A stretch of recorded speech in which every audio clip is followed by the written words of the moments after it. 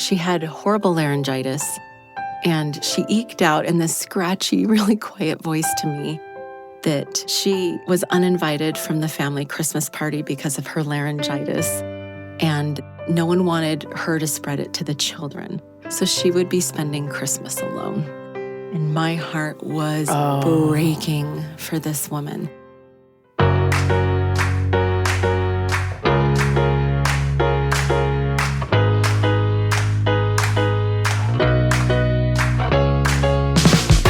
Welcome to The Lisa Show, where we take a good look at life.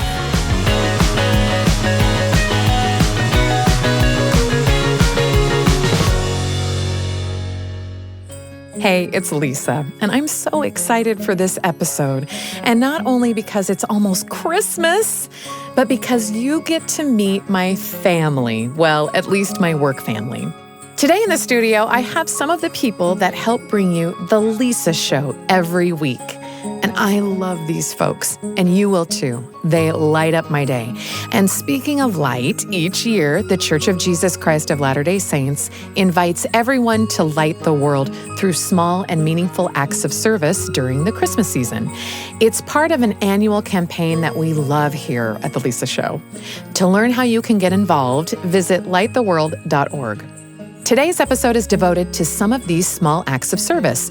I've asked my work family to share some stories of service to help get us all in the holiday mood and thinking about how we, too, can light the world this Christmas. Without further ado, I'd like to introduce you to the Lisa Show family. We'll start with Blake. Blake is our most senior student producer. He does so many things around here that I can't even name them all. But most importantly, if you're listening to this episode, that's because Blake got it online and got it all on the interwebs. Well done, Blake. Blake, you're part of the Lisa Show family. What does Christmas mean to you? It's a time to be together as family. It's a time to connect. It's a time to relax. And more than anything, I think it's a time to serve. It was always kind of instilled in me growing up that service was important and that when we lose ourselves in service to others, we're really giving ourselves to God. And that was just such a major point of Christmas for us growing up. That's really beautiful. It was great. It's really significant when you talk about like what Christmas really means. Yeah, it is. And what's so funny is until I was about 14, I hated it. You know what? A lot of parents are going to be hearing this and going, oh, that makes me feel good because you just keep trying because now you're an adult and now you can see the value of it. Till 14. Okay, so what changed? Yeah, there was one service project in particular that changed it. But up until then, anytime we went and did service, it was always for the purpose, at least for me, of a Boy Scout merit badge. I was not serving for any other reason. I didn't want to. You wanted the prize. I didn't think it was fun. Yeah, I wanted the prize. And one day we, as a local church congregation, there was a service project that we had where we went and visited a shelter in Los Angeles that was for women and children who had been abused by spouses or otherwise. And that really hit home. It was really hard growing up, just me and my mom for such a long time. And so I knew what it was like, at least somewhat, for some of these kids. I knew kind of going into this project that I was going to see things that made me sad, and that inherently made me not want to go. I was like, I'd rather let's just not face think about reality. It. Yeah, you know, I was comfy. I had a great childhood, and so I didn't want to go and see that. But as soon as I walked in, I just felt instantly that that was where I needed to be that Christmas, was helping others. The things that I saw there, and I don't even think I was doing anything to really help all that much at that service project. There was a lot of heavy lifting, and I helped move some stuff around. But more than anything, I played with the kids.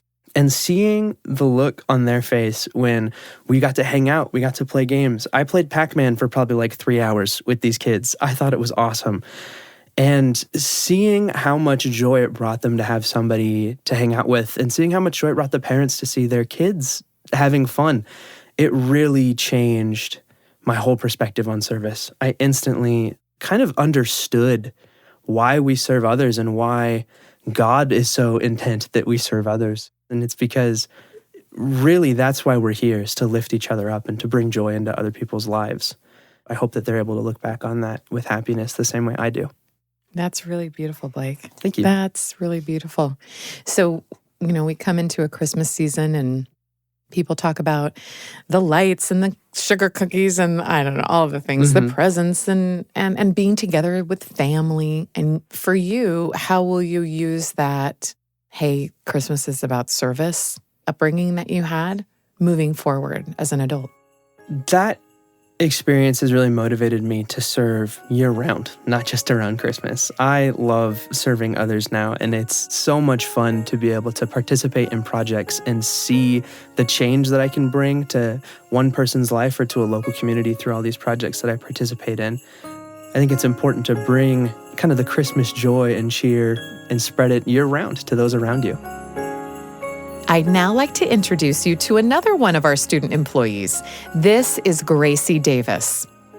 I'm Gracie. I work as one of the post-sound producer people on the Lisa Show. We were just talking about how I am the backbone of the show. You are. In fact, there would not be a show You're welcome, without you. everybody. So hold the applause, please. You are a joy and a delight to work with. Everyone needs to know that. Your smile just like explodes. It just reminds me of the movie Elf. Smiling's my favorite. Smiling's my favorite. Okay, so we're talking about the Christmas season. Yes. And Christmas on the Lisa Show. And we wanted to get stories about like what Christmas means to you or what it represents or a good memory from it that like encapsulates your feelings about it. Sure, yeah.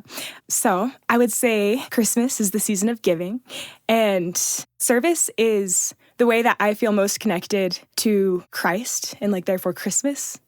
It's the way I feel most connected to human beings in general, I think. I don't know, it's how I find the most joy in life.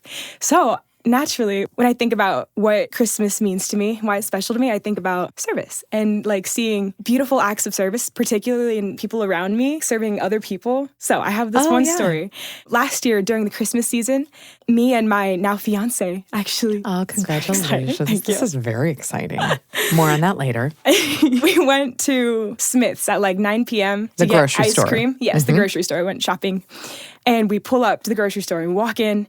And there's this blind homeless man. He's got all his stuff with him, and naturally, my first instinct is to just keep walking, like avert eye contact. We like keep walking forward. And then Nate, my fiance, realizes that he's speaking to us. So he like turns around and goes back to him. And I'm like, Nate, what are you doing? Come on, let's get our ice cream.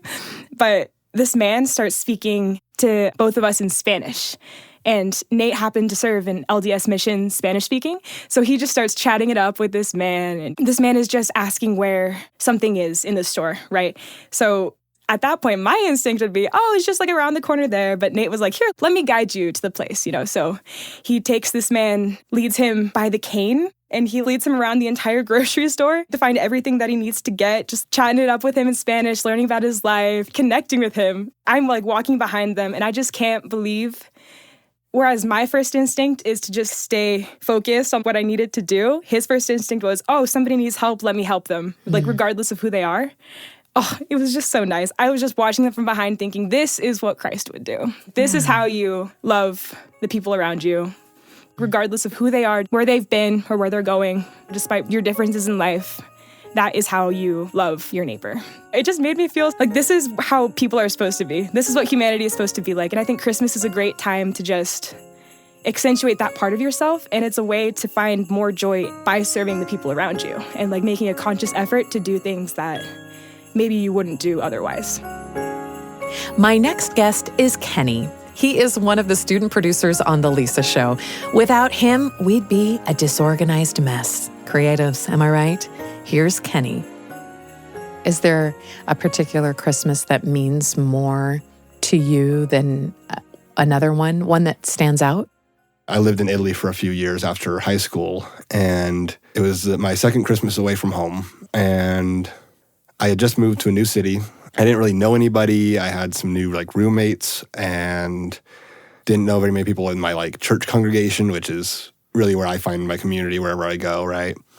I'd been there for a week, and the people, the congregation of the church, they got together and got me and my roommates a bunch of Christmas gifts and provided a breakfast for us and just kind of welcomed us into the area. And was really special because it's they didn't even really know us yet, and they did all of this to help us to feel welcome. So Oh, that was that's a really special beautiful. Christmas. Will you introduce yourself and tell me how you're related to the Lisa Show family? My name is Kiplin Kober. I am one of the sound engineers that works on the Lisa Show. So I do all the fun, magical, behind-the-scenes things that makes it sound shiny and new. I love it. You work on other shows. I do work on To other be shows. fully transparent. Yes. But this is your favorite show to work on. I don't want to put words in your mouth. You're right. I really do enjoy the Lisa Show. You don't have to say anything else. You're very smart. Off the record, though. Okay, got I it. really like the Lisa Just Show. wink I think if super it's fun. your favorite. Yeah. Okay, got it. Cool. All right, Christmas means a lot of different things to different people. But for you, what does Christmas mean for you? I think for me, a lot of times Christmas just means connectivity. I think it's a time that people just come together, and I think we look for more opportunities to serve people during Christmas time. A lot of people have mentioned service, and I think these are the ways that people want to honor or give a gift to Christ. Has Yeah. service impacted you in a particular way? Absolutely. I think we have times of faith that we're very into it, we're very faithful, we're very religious, and we have periods of times that it's, maybe a little farther in the back burner. At least that's how I've experienced it. We have like ebbs and flows, I think, in our faith journey. And once upon a time, I was experiencing kind of a dip in my faith. I was having a hard time specifically reading the scriptures. And I was talking to one of my friends about my struggle of doing that. And she heard my story and was like, well, my family has this group chat. And every time one of us reads our scriptures, we send a little heart emoji in our group chat. And it helps us remember to read our scriptures, and it's just kind of like a fun thing that we do. And she was like, I could do that with you. I could send you a little heart emoji every time I read my scriptures, and you can send yours in, and it'll be a way that we can keep each other accountable for that. And I, being my lovely cynical self, was in my brain like, okay, let's see how long this lasts. Like, we're probably just going to get busy in a couple months, and it'll just, fade away. And that was about 2.5 years ago, and we still do it every single day. Really? Yep. I get a little heart emoji from her, and I send my heart emoji back. And I think that it has really helped me remember to read my scriptures. And I think that the world and the media that we consume in this world really pulls us a lot of different directions. And taking, even if it's just a little bit of time to step out of that world and read scriptures, read something that is pulling us closer to God, I think it allows us to, take that step back and remember who we are as people. Like, we are immortal beings experiencing mortality, right? And it also was just so awesome because I feel like sometimes in life we tell people the things we're struggling with, and they listen to you and they validate you, and it's really awesome and it's really good. But she something I was struggling with, and was like, let me help you, right? Like, she put action behind that. Yeah, She was like, took it a step further. right. And it was something literally so easy, literally so simple, just a little heart emoji every day. And man, I have not felt so loved and taken care of. I don't know, it was just really beautiful and a very kind thing for her to do. And I'm really impressed that we still do that. These last two stories today come from my two right-hand women, Erika and Becca. They are my senior producers, my confidants, my friends. Also, they know too much. They know everything. You know what I mean? When I say we feel like family, it's true. Erika, introduce yourself as the real star of the Lisa Show. Oh, please. 1 star in a firmament of stars. I'm Erika. I am one of Lisa's producers. And dear friend. Best job on the planet. Oh, you're the best. Love it. We have a good time together, I think. I love that the most common heard phrase at work when they pass by the Lisa Show desks is, you guys are having way too much fun. I know, we get told that a We lot. get told that so love it. many times. They were trying to spread Christmas joy. That's right. All year round. That's right. This is our very special Light the World Christmas episode. I've been asking everyone on our team what Christmas means to you, what impact it has, but I'm looking at your face and I'm asking you this, and it hits differently because you and I understand each other, because we're thinking about it as ourselves, yes, but we're thinking about it as moms with a lot of experience, with a lot of kids.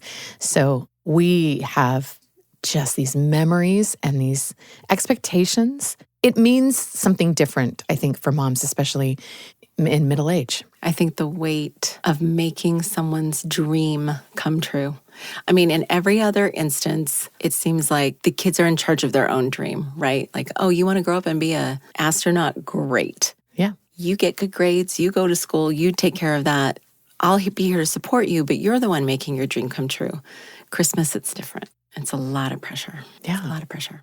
Which is why when people have made my dreams come true at Christmas, and those dreams are not like a new car or a great piece of jewelry. It's not that kind of thing. It's just when I feel seen and I feel cared for at Christmas. Those moments are tender because as a mom, it kind of feels like who's taking care of the moms. Yeah. I think we've had this conversation before. So definitely on the Lisa show and definitely behind the scenes. yeah. So one of my favorite Christmas memories is actually about that. I don't know about you, but I swear that the week of Christmas, I am at the grocery store every day. Yes, what is that? And I make lists, and I swear I buy butter every single time. And I keep extra butter in the freezer, and it's always like, gotta go back for some butter. Like, what is that? Yes. And then when I do the body scan and they tell me what my body fat percentage is, I'm like, oh yeah, that makes sense. That tracks. When I see how much butter we ate at Christmas. But I found myself on Christmas Eve morning missing things in my cupboards, which they're the kind of things that you're not constantly replenishing. So I seem to remember that there was I needed a certain bottle of extract. And if I didn't have it, we would not have the Christmas cookies that we always have at Christmas, and just some weird little things that weren't on my radar. And I thought, I do not want to be at the grocery store on Christmas Eve. Everyone's going to be there. It's going to be a nightmare. And so I set my alarm in the wee dark hours of the morning to be there when the doors open so I could get in and get out. And I was tired. To say the least. Yeah. I just didn't care about how I looked. So I literally went to the store in pajama pants and a secondhand sweatshirt. I mean, I looked like I literally crawled out of the gutter. But it's Christmas Eve. And it's Christmas Eve. And I thought, who's going to be at the store? Right. Well, turns out there weren't many people at the store. It was me and another lady in the checkout line. And there was this teenage girl working the register. And the woman in front of me, I remember her list. She had a small turkey, some vegetables, and 2 poster boards. And as the checker was ringing up the poster boards, she kept typing in the product number as the price. So they kept ringing up as $5 million poster boards. And I looked at the woman, I'm like, wow, those are some expensive poster boards, like, And instead of the checker apologizing to her, the checker just kept complaining, like, oh, this is the worst morning, and she kept typing it in wrong again and again. And this woman was so patient with her, didn't say anything. And finally, the checker decided, I'm going to go get my manager and she can figure it out. So as we were standing there, I found out why the woman said so little. She had horrible laryngitis, and she eked out in this scratchy, really quiet voice to me that she was uninvited from the family Christmas party because of her laryngitis, and no one wanted her to spread it to the children. So she would be spending Christmas alone. And she wanted to come and get herself a turkey and some vegetables so she could have a little dinner. And my heart was breaking for this woman. And, I don't want to judge the family. I don't know what was going on, but I could tell it was painful for her. And I just didn't know what to do. But the manager came over, fixed the poster boards so they rung up correctly. And this woman bundled up her things and started to walk away.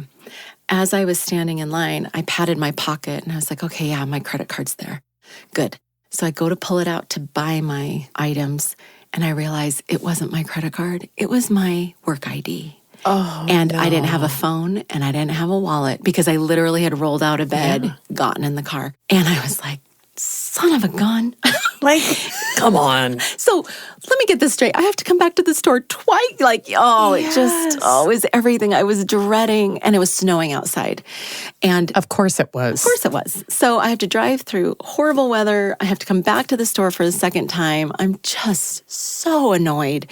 And so I look at this ornery checker and I'm like, can you please just hold my items? I'll be back in 20 minutes once I grab a credit card. This sweet woman with the turkey hears my predicament as she's walking out of the store. She comes back and she says, I want to pay for your groceries. Can barely eke it out. And I'm like, oh, no. It's okay. I'm just going to run home and grab my credit card. And she's like, no. And as she said it, she swipes her card. Oh. And I looked at her just with this face of like, what? I should be doing something for you. And she said, you know what? I just feel the love of Christ today, and I have to share it. And as she says that, oh my gosh, she then takes out two $20 bills, and she presses one into the hand of that ornery, incompetent checker. And she says, Merry Christmas to you. The checker, as I start to cry, but the checker started to cry. This ornery little teenager starts to cry. And then she pressed another $20 bill into the hands of the bagger who was completely uninvested in his job. And she walked away, and I just thought, that is what Christmas is all about, right?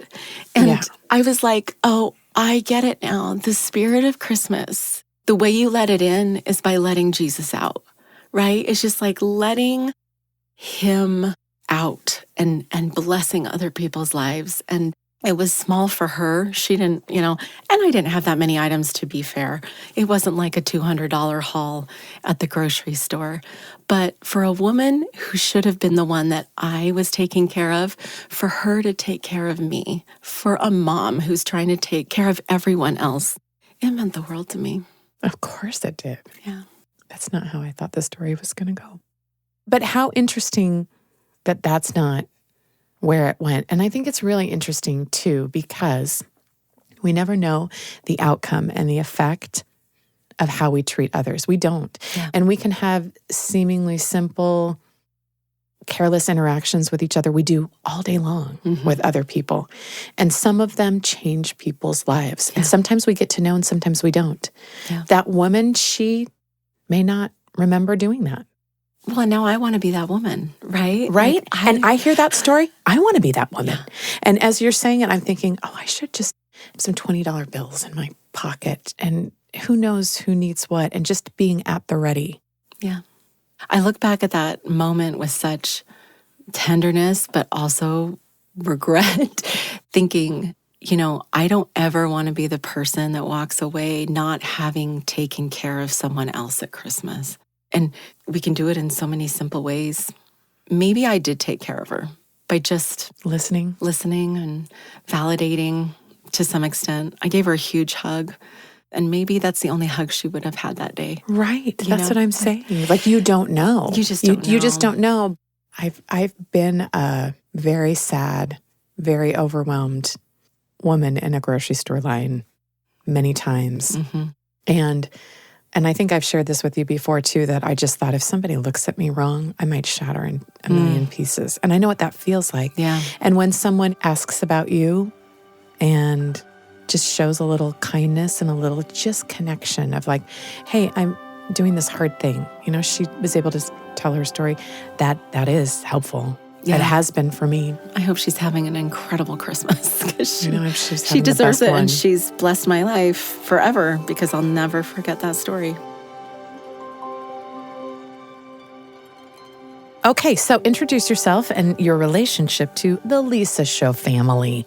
Okay, I'm Becca Hurley-Lung, and I am a producer on The Lisa Show. And we've been together for a long time, because you used to be a student producer. You went away. You finished school, you got another degree, you did some things, you lived some life, you came back as a producer. Which is my really great fun. delight. Okay, Christmas time, so many things and thoughts. What does Christmas mean to you? I'd love to tell you a story. Please do. About I love a good story. There was this one Christmas that felt really different. I outside of all the routines and all the little comforts and things that I was looking forward to. And this was partially because my family doesn't like to celebrate Christmas on the day of Christmas. It's just never convenient. So our ritual is doing Christmas in like early January. But because of that, for the first time I was away from home. My family was far away. The family members who normally lived close were also out of town. And so I realized sort of last minute that on the actual day of Christmas, I was going to be totally alone.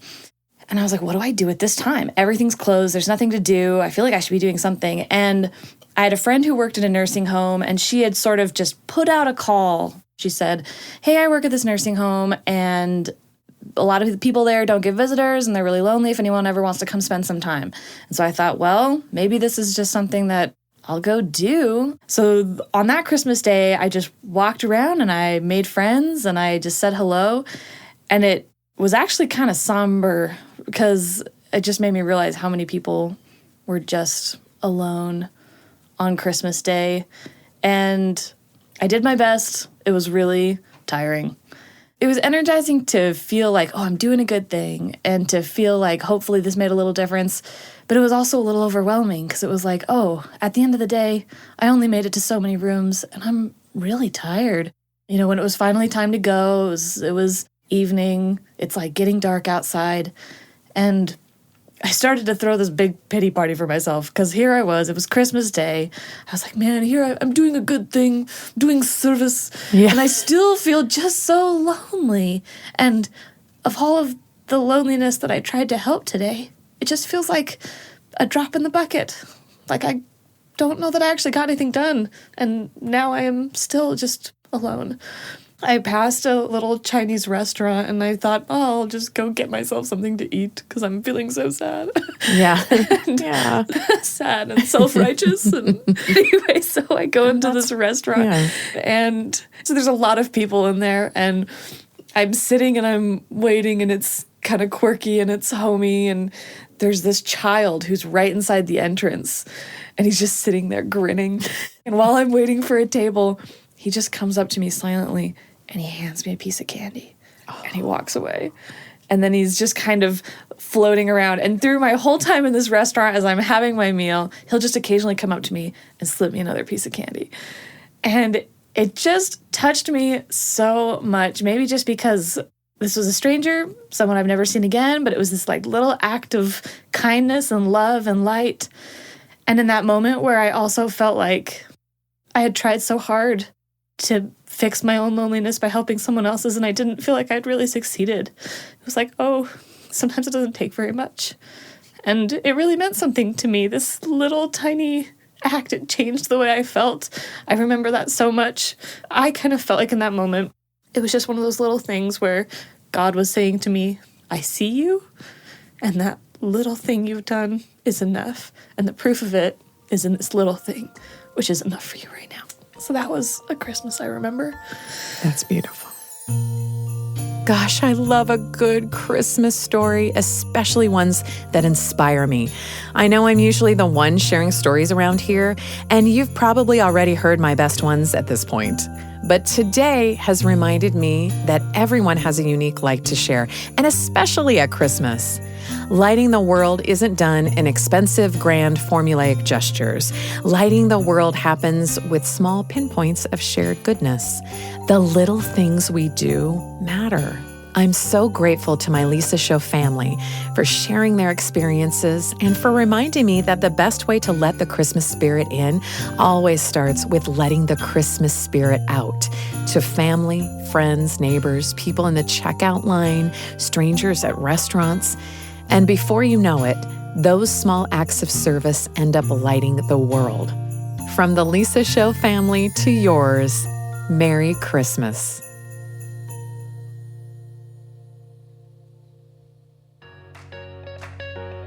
The Lisa Show is a production of BYU Radio, hosted by Lisa Valentine Clark. This episode was produced by Erika Price with help from Becca Hurley-Lung, Blake Morse, and Kenny Mears, with post-production by Gracie Davis. For more information and ideas on how you can serve others this Christmas, check out lighttheworld.org. Don't miss out on 2 other great podcasts from the Lisa Show family, The Council of Moms and Proofread, a new book review podcast to help you read more of what you love. You can find The Council of Moms and Proofread on YouTube or wherever you get your podcasts. As always, thanks for your messages. We read them all, and thanks for listening. Hi, it's Lisa from The Lisa Show. And if you want to hear another great show from the BYU Radio family of podcasts, check out Constant Wonder. Host Marcus Smith takes you on an exhilarating journey through captivating stories of our magnificent natural world. You'll gain profound insight into different facets of our planet. Prepare to discover more about nature and perhaps even ponder your connection to Earth's wonder. Constant Wonder. Listen wherever you get your podcasts.